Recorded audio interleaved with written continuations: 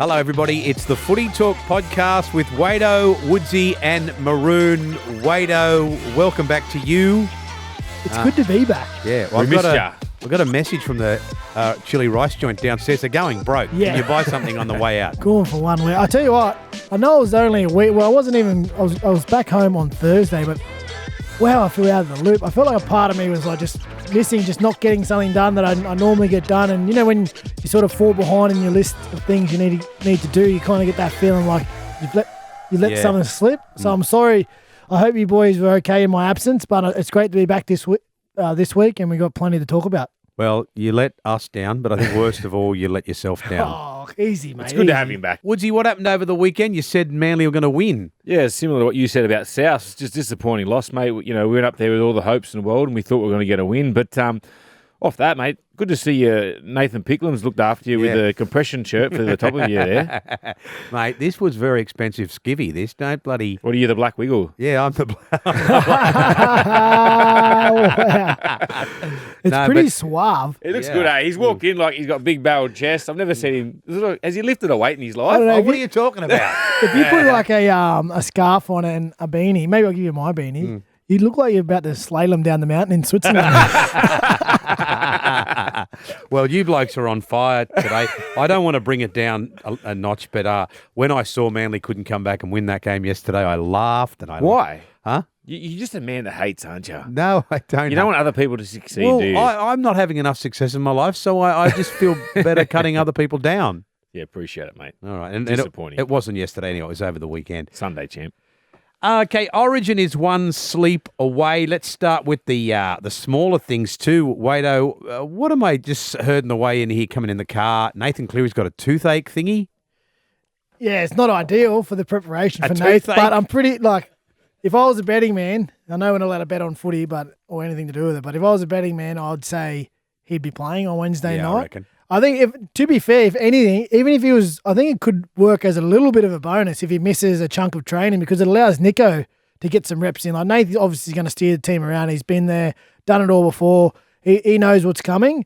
But if he does miss some training, it allows Nico to jump in, get a little bit of experience, get a feel for the combinations and the players around him.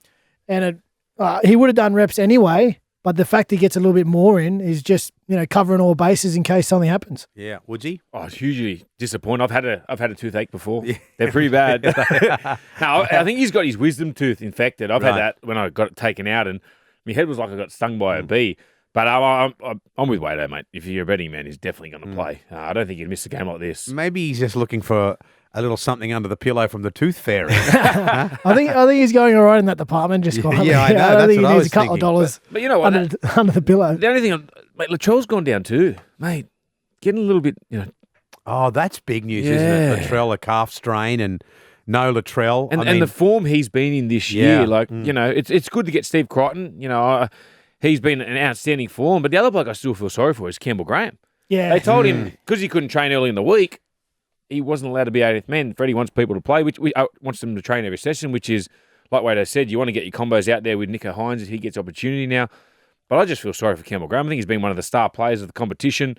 It must have been bugging him because he didn't play on the weekend for South Sydney.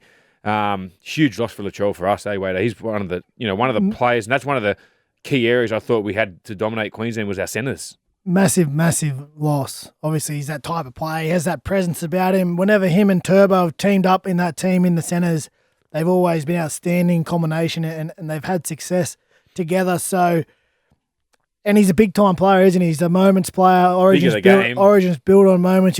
He's a big body coming out of the backfield, so it's a huge loss for New South Wales, Latrell. But the only silver lining is we have a guy like Stephen Crichton who comes in. He's played in the last two grand finals, played at that. He knows what the biggest stage feels like. He's performed at that elite level, and he has a combination with To'o. So they defend together at club level.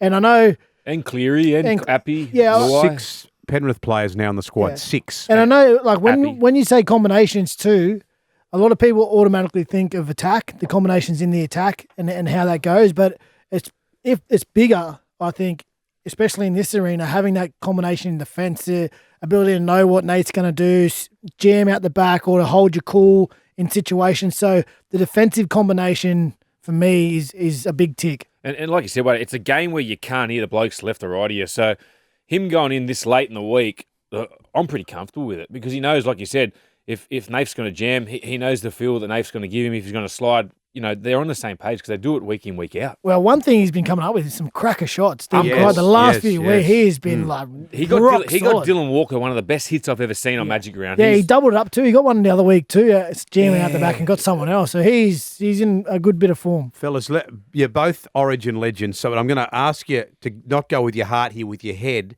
If you thought New South Wales were going to win, are you still as confident now without Latrell? Oh, I am. I think it's a loss. It's just his presence and his carry out of the big field, no doubt. But there's plenty of like about bringing Stephen Crichton in. I think for New South Wales to win, we need to win well. We need to dominate the backfield. We need to dominate from the get-go. Dominate the backfield, be in control of the footy and win well. I agree with Wade. I don't think we lose too much with Crichton. Latrell probably doesn't do as much carries out of the backfield as what Crichton will probably do, get involved a lot more, but it's just the big plays that Latrell loves. And for me, I just think we've got to go after their back five. They've got a lot of errors in them. Reece Walsh, Selwyn Cobbo, they don't respect the ball. Not that they don't respect it. They like to chance their arm. Cobbo leans with the ball carrying arm, and I think it's a good weapon for us to attack. I think if we can put them under the pump and restrict the meters they make, it's going to be hard for their forwards to get off the back end of the field. Yeah, and this game, of course, reunites Appy with Nathan Cleary. Yeah, well, I think that was one of the key talking points at the start of the week with Cookie missing out. The form Cookie's been in has been sensational. They're top of the competition.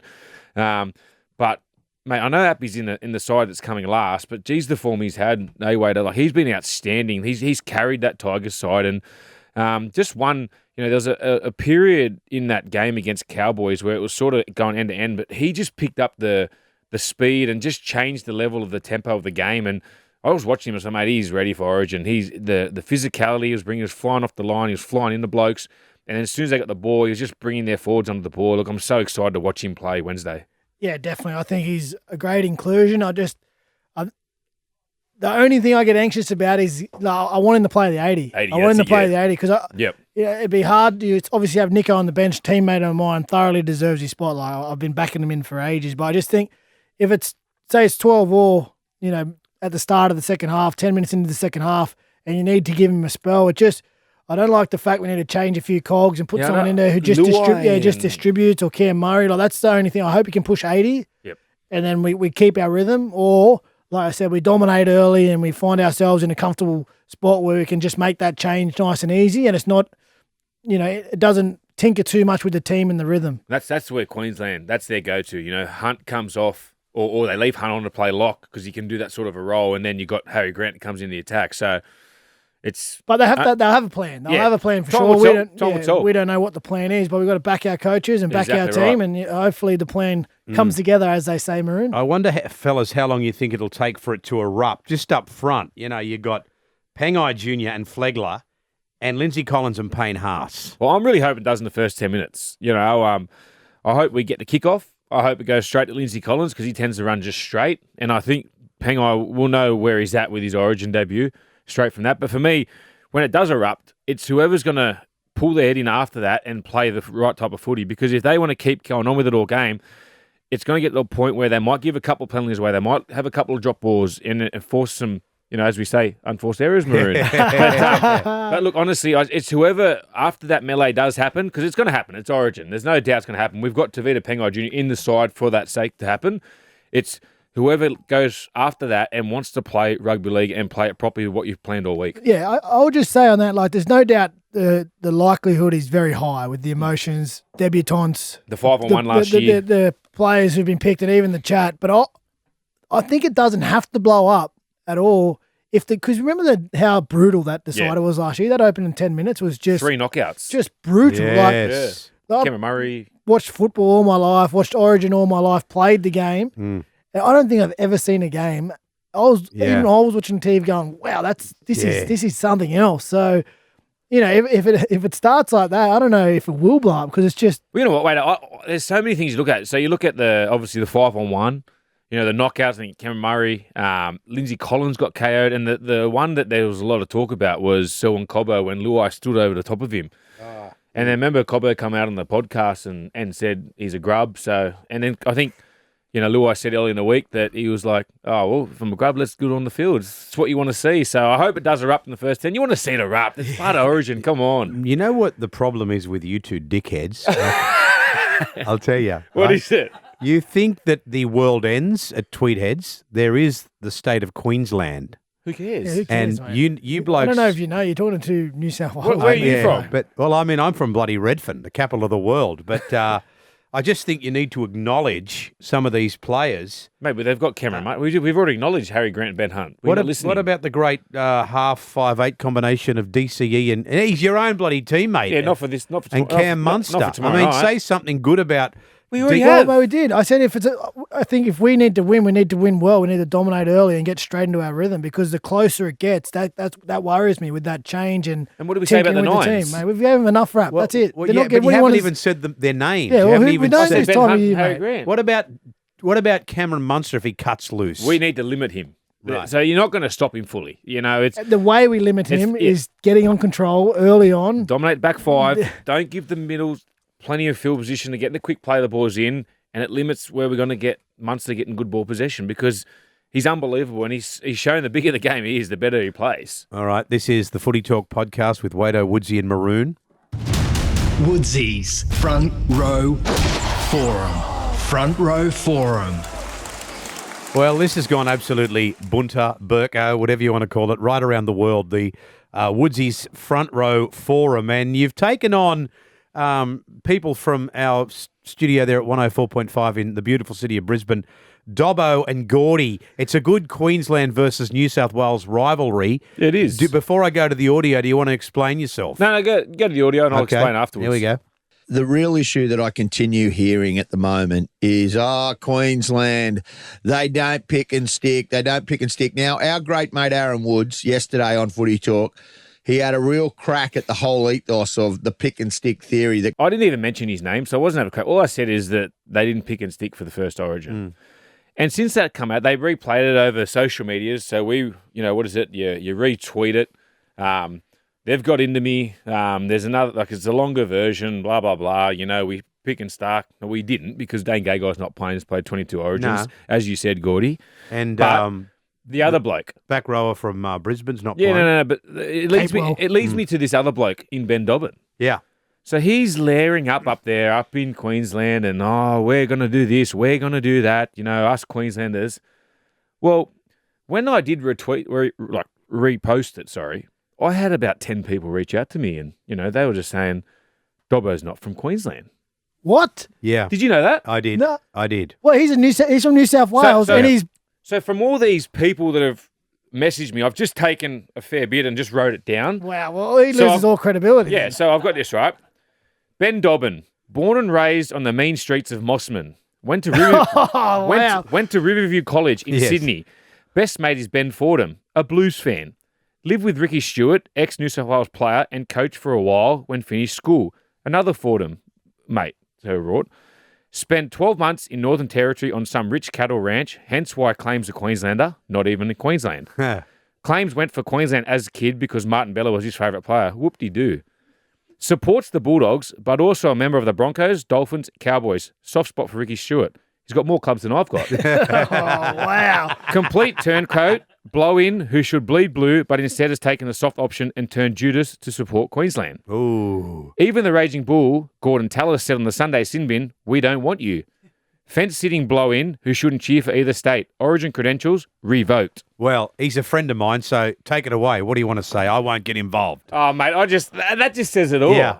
Mate, you're a New South Welshman. Stop saying I'm this, I'm that Queensland because you were born in Mossman, you little rich man. So just stick solid to us Blues. Well, you know what? We don't even want you. You don't even bleed blue. So you can go back to Northern Territory and sit in the cattle farm, mate. Do you know that he does a regional radio show on the Resonate Radio Network, which is a fine network up in Western Queensland. He does a rural radio show talking about prices for beef and silos and rain gauges and stuff like that. Well, maybe stick to that, Dobbo. Well, maybe he doesn't even know anything about that.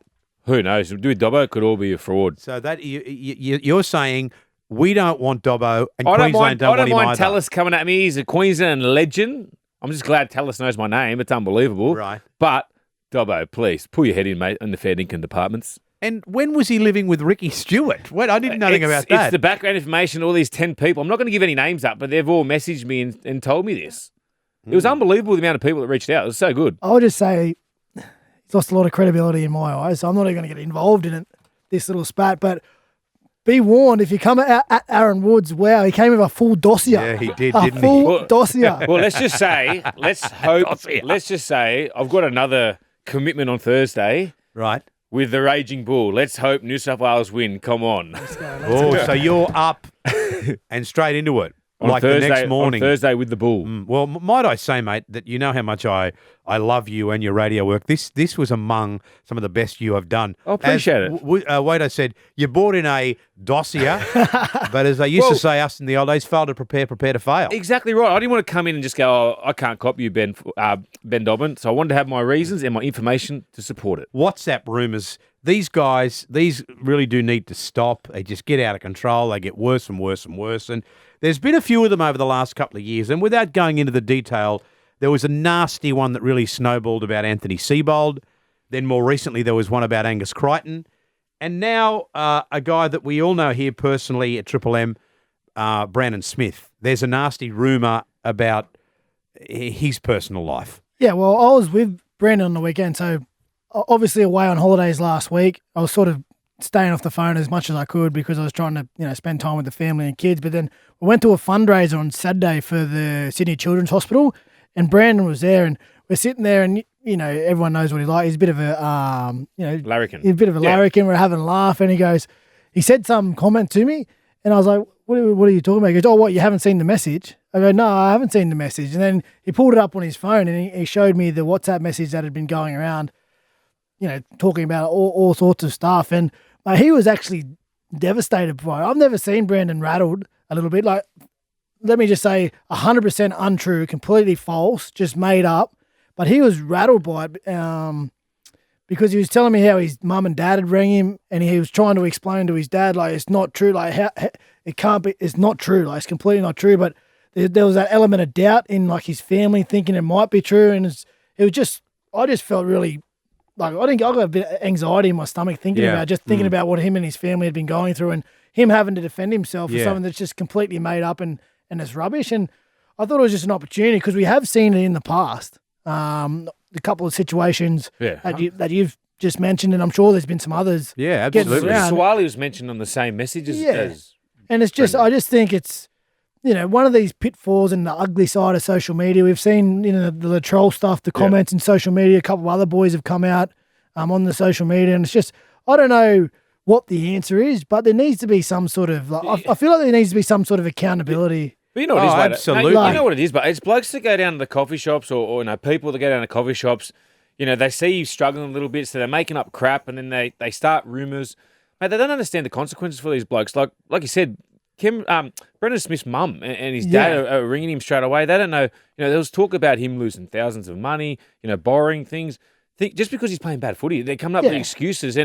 But the problem is we can't make them accountable because they don't show their face. They just do it in a text message. Is there a way to... Because I've received that message 4 or 5 times, and people go, oh, look. I said, mate, it's completely not true. I bumped him in at Triple M headquarters the other week, and I just asked him how he was going, and then he goes, oh, you're talking about the message? I said, no, I'm just seeing how you're going. And it'd be playing on his mind every day. There's nothing worse. What do people think about me, especially when it's not true? Fair enough. If you go out there and you stuff up, and you have to own up to it and man up and say, you know what, it was my bad. I did the wrong thing, or I did this, and you got to own it. But to have something completely fabricated and made up and thrown in your face, and to have doubt put on you, like, it's the worst. You walk in the street and you go, is this person looking at me because of the messages? I feel like he should be able to go, well, I want to get to the bottom of this and find out. Exactly right. Well, I don't know what the answer is. We're probably talking too soon. I don't know. I'm not a technology whiz, but we've seen enough from social media, like people just faceless people making comments, and now these WhatsApp messages is all like somewhere along the line, someone who whether it's government or whether it's laws in Australia, they need to step in. You need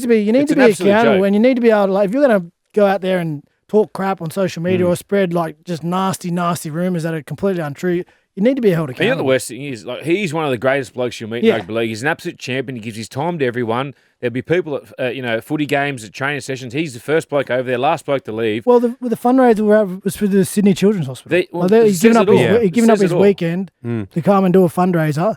And he would obviously. Imagine it was how one of the he's first feeling. things he said to me. Imagine how he's feeling. Everyone's looking at him there. He's on stage and going, "Oh, I wonder what they're thinking about me." Well, it was one of the first things he said to me. He tried to crack a joke about it, but because I hadn't read the message, I didn't know what he was talking about. And then he had to sit there and explain it to me and show me. I was like, well, Mate. You know what? I think perhaps, without going into the detail, I think maybe Anthony Seibold and Erin Molan might have had success through technology finding out where it all started about them. But you could throw Erin into that too, because Erin's another she's been wonderful, big, she's been an beautiful advocate, person. yeah. But I must say, on the back of that, if anyone puts anything nasty about you, Woodsy, I do like it and share it. I'll share it too myself. Any fame's good fame. No, but in the fair incomes, like that's poor taste from people, especially. No, 100%. Like we said, for Siebes, Brendan Smith, mate, they're out there just doing their best. They are. And it just snowballs and nobody gives a shit. And even, as you said, in this case, what the rumour is, which we won't go into, if it was true, which it isn't, it's his shouldn't we business. be more concerned about him? Shouldn't we be more concerned as a community? Shouldn't people be trying to help? But as you say, it's not true anyway. Yeah. So let's just let it go. This is a debate that I think I'm probably going to take differing views to you two, okay? Now, Jared Croker has been rested for his 300th game because it's not in it's not in Canberra. Yep. And obviously he's a Canberra legend. We've all loved watching him for what seems an eternity. Obviously he's missed a lot of football recently. And his 300th game comes up away from Canberra, so they're going to rest him. I think, myself, either he's needed or he isn't needed. Whether the game's in Canberra, on the moon, wherever, he's either needed or he's not. I would want to know why, if I'm a member of the Canberra Raiders Football Club, why are we resting one of our players just because his 300th game's not at home? Yeah, it's a tough one. I think Sticky come out and said that they've been watching his loads previously. He's missed a lot of footy over the last 18 months. It's a funny one. Like as a player personally, I want to play every game I possibly can. Doesn't matter if it's 200 games, if it's my second game, if it's 45th game. You want to go out there and do what's best. The reasons behind it, like I said, Stick come out and said that they're monitoring his loads. He's missed quite a fair bit of footy. Don't know what he's doing throughout the week of training. I'm not too sure where they're at, if they've had their bye yet. In the season, They have had a bye. they have yes. had a bye, so maybe they weren't expecting to play this many games so far. As a fan, you want to see your best players playing, but then as a fan as well, you want to be able to celebrate.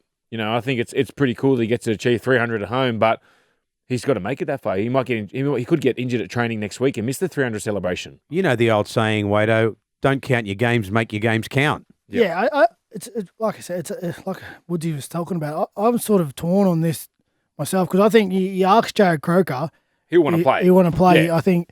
It's the club making him not play. Yeah, well, I think. Yeah, you ask him, he goes, "No, I'll play. I don't care if it's my 200, 300." There's no doubt, but like if we're talking about fairy tales, playing at home in front of your fans who you've played for in front of for however many years he's played, 15, 16 years, that would feel better than playing it away. And I think Ricky's actually taken one for the team and put his hand up and said, because he's had a rough 18 months, Jared. Like he came back. He came back and he got an opportunity in his first grade again, then he got injured straight away. I remember he hurt his elbow, his shoulder, had to have some surgery, and then His first it's come out and Sticky said he actually asked him to retire because he didn't want him to play, didn't want to see a club legend and he loves him as a bloke. He didn't want to see someone he loves not still have plying that. himself in reserve grade, grinding it away. And I think in this sense, he's looked at Jared and gone, you know what, I'm going to take one for the team. I don't care about any criticism, but I'm going to give you a home game for your 300th game and in front of all your fans. And, I've been a part of big milestone games. I remember we played Gow's 300th up at Suncorp and we lost quite, they beat us quite well. Yeah. And then we came back and we celebrated his 300th in Cronulla, but it lost a little bit of its gloss. And then I remember Gow's last game, which was at Shark Park, his last home game, and the opportunity for all the fans to get in. I was there for that one. That's one of the best club games I've ever been a part of. So, if you ask Jared, I have no doubt that he would want to play. You want to play every game and make every game you want to perform and help your team out. I think even deep down, Ricky probably knows that he's weakening his side a little bit to give him a rest. But I think selflessly, he's putting his hand up and he's going to take the criticism of, which is a big decision, but he's the coach. It's his right to make the decision because he wants to reward Jared, to run out in front of his loyal fan in Canberra. So I can see both sides of the argument. If I was put in that situation, I don't know how I would react or what I would react to, but I think it's Sticky's made that choice for his play, and I feel like, and I hope Jared gets through the next week and gets rewarded for his effort, particularly not just throughout his whole career, but the resilience he's had over the last 18 months to fight back and get to this milestone, and to run out in front of the green machine where they can all do their Viking clap and celebrating. They'll be walking around with Jared Croker faces and banners around. I think I can understand it from a club and a reward point of view. Yeah, you can also see he could be one of those, where I'm at with Manly, like a couple of weeks in, then, give a spell, give a young guy a go, you get opportunity. I just comes at a time where he's on 299 games, so everyone thinks he's guaranteed a spot the week after. And like I said, firstly, congratulations to Jared for making it this far, especially with the 18 months that he's had. It's been an outstanding career. I think he's the top point scorer down there. He's only the second player that will achieve the feat. So, I just think, I agree with Wader. I think Ricky Stewart's just not even put his hand up, just said, this is what I'm doing. Well, and I don't care what anyone else thinks about it. I want Jared to celebrate at home. Ultimately, he's the coach. It's his call. He makes the call. I get all that. I get all that. And then I can see where, as a fan, you want to see, you don't want to weaken your side, especially you're playing against a Tigers side who's hit a bit of form the last few weeks, and you don't want to underestimate them. I think if you ask all the Canberra fans, I reckon they'd be okay with it. Yeah, honestly, I reckon they would be okay with it. Like, particularly in this situation, this circumstance, with this player, the last 18 months, the way he's fought back, their team's playing well. I think Ricky's been pretty straight up with it, straightforward with it. The funny thing, I don't think Ricky gives a rat's ass what people think anyway. Yeah, but I actually think the majority of the Canberra fans... I'd just be happy to see him get to 300. Yeah. So what about if you're a Tiger? And again, I get that Ricky doesn't care what anyone thinks, but if you're the Tigers, you're thinking, all right, well, look, I think they've won 3 of their last 4. Yep. And what are they saying to the Tigers? We don't need Jared Croker. We can still beat you. I'll tell you what, if the Tigers are worried about what Canberra's doing, they've got their focus in the wrong area. Exactly right. Tiger clubs, your teams and your clubs, you just need to worry about what's going on in your backyard and worry about your performance. Like, if they're worried about, this is this and this is that, they're doing this, well, their preps started off in the wrong direction anyway. Exactly right. I just can't see what the difference is if he played and then he goes back to Canberra and the banner says 301 instead of 300. It doesn't feel the same, Maroon. When you've been around the group, like Wader said, I didn't get to play Gal's 300th game, but I played that last game at Shark Park, and the feel for that, the whole week, the build-up, we had a dinner, we had the young blokes come in, and like Wader said, there was heads, both sides on the day of the game. At the end of the game, we played against Canberra, got beat. They shielded off a section, they put a stage in, and it was just done so well. And you knew it was his last game. It wasn't like, we're going to come back and play another game here. Like, there's a chance. Where when it's just 300, it's a huge week. It's a massive milestone. And, whether it's 200, 250, 300, it's just that week. The week after, you don't really... Yeah. There's no real big, because you've already achieved that target. That'll do me. Wado, we'll see you toward the end of the week, and best of luck against the Broncos. Thank you, Maroon. Great to be back. Woodsy, you're getting the game ball trophy today after that I appreciate it. Blow up at Dobbo. That was first class. That was off the back fence. It was a little bit of study, but I was happy with it. What did you say? You brought in a dossier. Dossier? I don't even know what that means. Yeah. All right. He'll go away and find out what a dossier means, and we'll see you all next time on Footy Talk.